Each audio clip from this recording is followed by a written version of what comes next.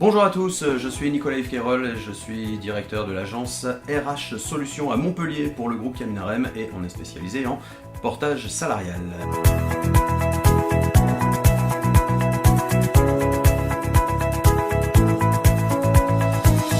On se retrouve aujourd'hui pour faire un petit point, savoir qui est concerné, qui ne l'est pas. Enfin je dis qui ne l'est pas mais non, en gros il n'y a personne qui ne l'est pas, donc qui est concerné par le portage salarial. Donc plusieurs catégories socio-professionnelles, on va dire. Tout d'abord, les candidats en recherche d'emploi. Pourquoi les candidats en recherche d'emploi? Tout simplement parce que le portage salarial est compatible avec Pôle emploi. Alléluia. Ouais, je dis Alléluia avec beaucoup d'humour parce que finalement, dans le monde de l'indépendance, le portage salarial, c'est la seule solution pour être indépendant et avoir droit au chômage. C'est plutôt pas mal. Donc voilà, candidats en recherche d'emploi. Ensuite, nous avons les créateurs d'entreprises. Les créateurs d'entreprises, on sait que le portage, c'est la solution. Je vais pas dire parfaite ou idéale ou autre, mais c'est quand même une vraie bonne solution pour tester un marché, tester un projet, tester un produit. C'est quelque chose qui est plutôt bien parce qu'il n'y a pas d'immatriculation, il n'y a pas de personne morale, il y a beaucoup moins de problèmes de trésorerie. Voilà. Donc c'est vrai qu'on a des gens qui font carrière en portage, mais on a aussi des gens qui ont l'âme d'entrepreneur, on va dire, pour qui peut-être le statut, un autre statut de société par exemple est un peu plus adapté, mais en tout cas le portage c'est la possibilité de faire une zone de test, une sorte de phase bêta sur son projet qui est plutôt appréciable et surtout sans risque. Troisième catégorie, les salariés en activité. Et ouais, les salariés en activité, si vous êtes salarié et que vous avez un boulot à plein temps ou pas d'ailleurs, vous pouvez avoir quelques missions en dehors, alors soit dans votre domaine d'expertise, donc ça effectivement il faut quand même il faut avoir l'aval en tout cas de votre patron, mais vous pouvez effectivement exercer cette même expertise, je dirais à votre compte, même si c'est pas vraiment à votre compte, mais voilà, c'est pour vous sur différentes missions, voilà. Mais vous pouvez aussi utiliser ce portage dans un autre domaine que votre domaine de prédilection. Après ça c'est à vous de décider de ce domaine.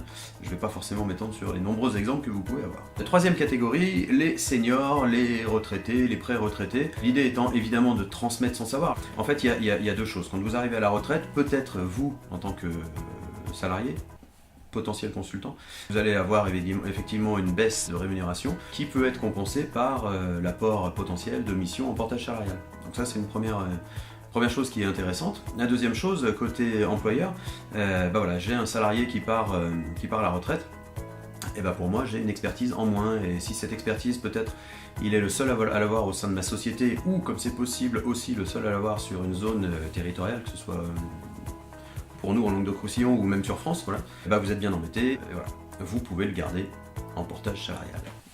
Alléluia. Encore une fois, ça fait beaucoup d'alléluia, mais bon, c'est pas grave, on passe. Voilà, donc senior, retraité, pré-retraité, tout ça, vous pouvez avoir des missions en portage salarial.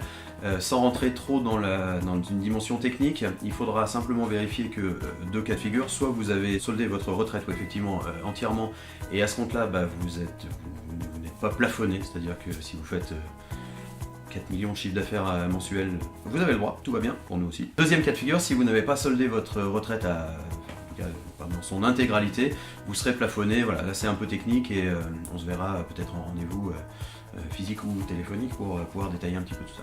Senior, pré-retraité, retraité, salarié en activité, créateur d'entreprise, candidat en recherche d'emploi, et enfin la dernière chose, évidemment, les professions libérales, les indépendants, les micro-entrepreneurs. Je prends l'exemple de la micro-entreprise, c'est tout à fait compatible avec du portage salarial. On a des gens, nous, sur l'agence de Montpellier, qui ont d'un côté une micro-entreprise, qui ont de l'autre côté des missions en portage. L'idée étant de répartir un petit peu intelligemment et de piloter son activité avec ces deux choses, quoi. Voilà, ce qui fait qu'on a une mission avec peut-être un faible budget ou quelque chose, voilà, on peut la passer en auto-entreprise. Si vous avez une mission un peu plus longue, un peu plus importante, avec un budget un peu plus important, vous la passez en portage salarial. Et là, vous allez pouvoir vous protéger. C'est-à-dire que vous aurez une prévoyance, vous aurez une retraite, vous aurez un droit au chômage, vous aurez la sécurité sociale au régime général. C'est des choses que vous n'avez, je vais pas dire pas parce que je vais me faire tomber dessus, mais que vous avez moins dans un statut traditionnel tel que la micro-entreprise, le URL. On sait aujourd'hui, globalement, le portage salarial, c'est encore pas totalement développé, bien évidemment. On a, je crois, sur 2017, je crois que les chiffres étaient de l'ordre d'à peu près 80 000 consultants portés en France.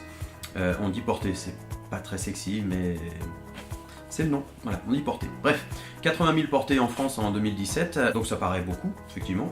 Par contre, quand on regarde le fait qu'il y a 2,7 millions de consultants indépendants en France, ben là on se rend compte très rapidement qu'effectivement la balance, elle n'est pas du tout équilibrée. Par contre, dans le même temps, les chiffres, alors encore une fois, ce sont des chiffres, voilà, c'est un prévisionnel, c'est pas du RH Solutions, là pour le coup c'est des rapports gouvernementaux qui font état éventuellement d'ici 5 à 10 ans de 40 à 50% de la population active qui serait concernée par le portage salarial. Donc on voit évidemment la marge de progression, on voit ce potentiel qui apparaît par rapport au portage, bah, qu'on va pouvoir exploiter nous et vous évidemment, et en tout cas nous vous accompagner dans cette démarche.